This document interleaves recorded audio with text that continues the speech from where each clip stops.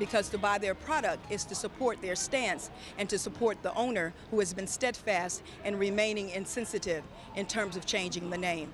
Love the brand name, and I'm a really big supporter of it, but at the same time I understand it's offensive. It's been there for so long, I don't really see why everyone's making a problem about it now.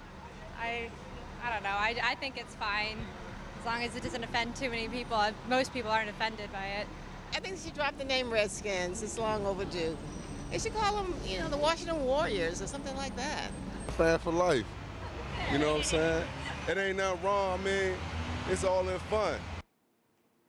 A man with a tattoo of the Washington Redskins. Those comments coming from people here in the area of Washington, D.C., weighing in on this costly controversy over the name of an American football team, which, as I said, is called the Washington Redskins. Well, earlier this month, the U.S. Patent and Trademark Office canceled 6 of the team's trademarks on the basis that they were, quote, disparaging to Native Americans. 5 Native Americans representing 4 tribes brought the case back in 2006, and the ruling does not force the National Football League or the team's owner to change the team name now, but it will allow other companies to use the name and logo, so it's no longer exclusive. The team is appealing the ruling.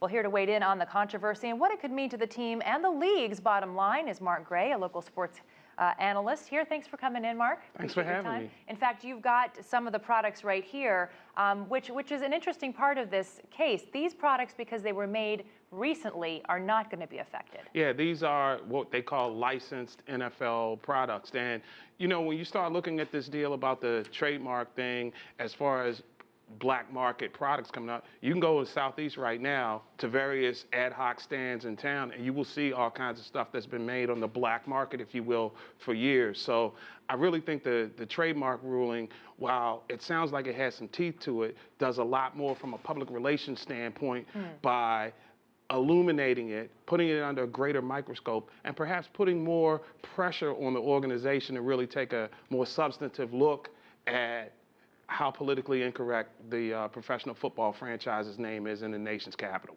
But this brand earns, I think I read, $145 million in revenue. This is the 3rd most profitable franchise in this whole National Football League. Isn't there going to be some impact, even while this is being debated in the courts, to the brand? I mean, you heard those sound bites there. People are saying, I don't want to buy it. Well, I think that we're at the intersection right now of morality and finances. On the one hand, when you start looking at it from a moral standpoint, it is an offensive name. You look at the dictionary definition, it is something that Native Americans and people of Indian descent really have a problem with. You recognize really diehard fans can't make that distinction, well, right? I understand that, but I'm a diehard fan. And so you're one that can. I catch a lot of grief on my program at 106.7 The Fan here in D.C. People think that I'm making a political statement. I'm not.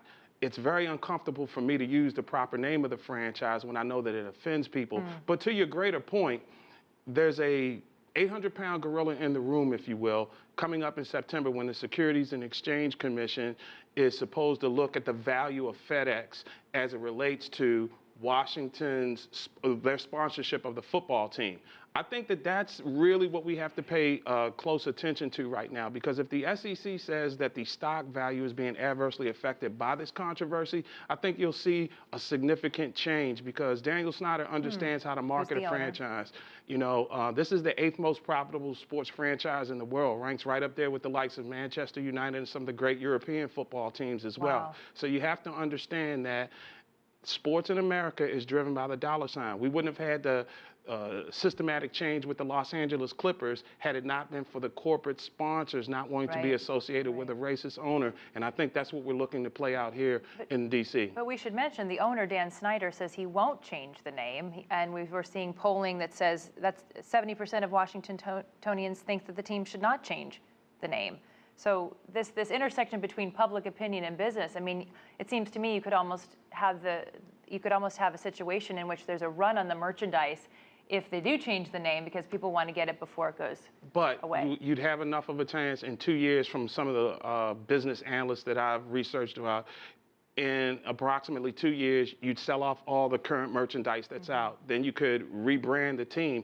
And that all opens up. What's the cost, by the way, though, of rebranding? It's really somewhere expensive, in the neighborhood of $20 million, between $2 and $20 million from what I've been able to learn. However, There is a conventional thought that when you rebrand the team, we could see some rebranding and adding a new fan base, people who are socially conscious, kind of like what we saw when Jason Collins came out as the first openly gay player in the NBA. His jersey sales were the #1 selling jersey in the NBA. When Michael Sam, the first openly gay NFL player, was drafted, the St. Louis Rams jersey, it's a new market. So while you may lose a little something initially, I think that the profit margin on the backside could be enormous. And one thing we know about Daniel Snyder, he's a master at marketing. I think he would be able to put a spin on it, but he loves this name, he loves this brand, and it'll be interesting to see how moral versus finances play out. Real quick, though, the message to international retailers, because you know, everybody's watching this. They want to see how it's going to impact. It will be interesting to watch because there are a lot of people around the world who may not be as sensitive to the plight of the Native Americans who are being portrayed in this light. Now, I personally don't believe that the logo itself is overwhelmingly offensive. I would like to see the team personally change its name. On my show, we floated the Warriors, we floated the Americans or something like that. Does Warriors really solve the problem? Because it's still a reference to Native Americans. That's why I would like to see Americans with the logo, and it does, if you really claim, as the burgundy and gold does, that you want to pay homage to the ancestry of the people who are offended, then I think if you call them Americans and keep the logo, because if you change this logo, there's a hockey team in Chicago, has something similar, right. And there doesn't seem to be a whole lot of animus towards them. Well, listen, Mark, thanks so much for your time. I wish we had a little more time to talk about it, but thanks for coming in to talk about that issue. Thank you.